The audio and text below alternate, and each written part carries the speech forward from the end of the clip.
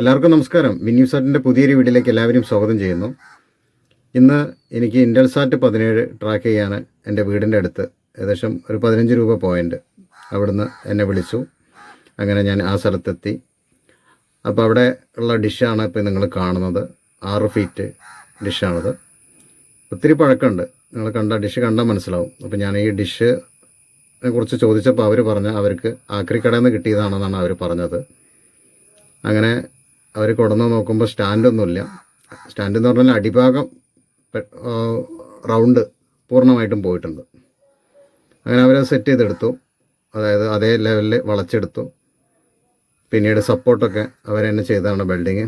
ഇവർ വർക്ക്ഷോപ്പിൽ ജോലി ചെയ്യുന്ന ആളാണ്. അതുകൊണ്ടാണ് ഈ രീതിയിലെങ്കിലും സെറ്റ് ചെയ്യാൻ പറ്റിയത് അവർക്ക്. എന്തായാലും അവരെ കൊണ്ട് കഴിയുന്ന രീതിയിൽ പരമാവധി നല്ല രീതിയിൽ സെറ്റ് ചെയ്തെടുത്തിട്ടുണ്ട്.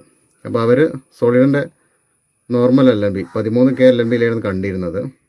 സ്റ്റില്ലാണെന്ന് പറഞ്ഞിട്ടാണ് എന്നെ വിളിച്ചത്.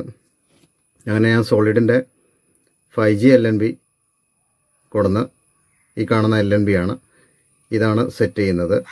ഇത് വെച്ചിട്ട് നമുക്ക് എങ്ങനെ സിഗ്നൽ കിട്ടുമെന്നുള്ളത് നോക്കാം. അങ്ങനെ സെറ്റ് ചെയ്ത് കഴിഞ്ഞിട്ടുണ്ട്. ഇനി സോളിഡ് 720 മീറ്ററിൽ എത്ര ശതമാനം സിഗ്നൽ കിട്ടും നോക്കാം.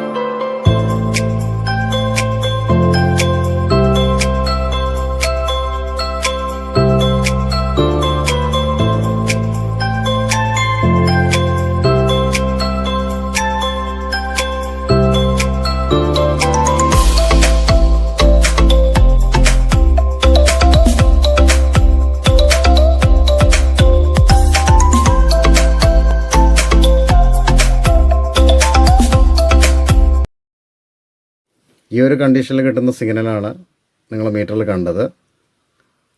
ഇനി തുരുമ്പൊക്കെ വരുത്തി കളഞ്ഞിട്ട് നന്നാക്കി പെയിൻ്റ് അടിക്കുകയാണെങ്കിൽ നല്ല രീതിയിൽ ഇതിലും കൂടുതൽ സിഗ്നൽ കിട്ടും.